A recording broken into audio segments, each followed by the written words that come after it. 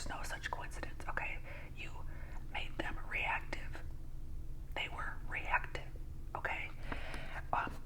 All my exes still want me. You are trying to make yourself desirable, but what you're really doing probably is you're still talking to those exes because they would have moved on and they would not still be interested in you, so you still keep in contact with your exes just for your own ego's purposes.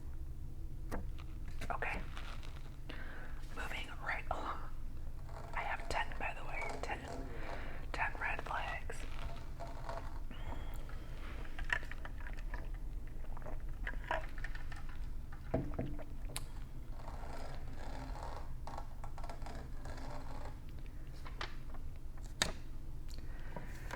Can't hold a job. Now, I am not talking about somebody in a job that they hate, for a year, and they get another job and they hate that one too, but they start applying to other places. I'm talking about people that get fired or they quit jobs before they have started a job search, and it's always the job's fault, like always, and I know a lot of times it is, okay?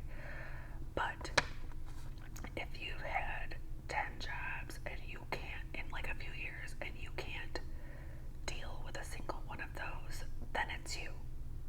Because you need to make money. So what's going on? Like, people have excuses. Well, I went to this one job and then, I realized that I didn't like working with people.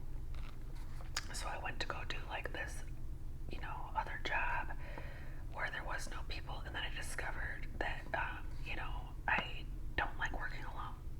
Like, you have to you can't just have an excuse for every single place you go. You have to find something that, jobs aren't necessarily pleasant, but you have to find something that you can deal with. If you can't hold a job, what you're doing is getting in a relationship. You're going to make the other person fearful, economically. Okay? And that's not fair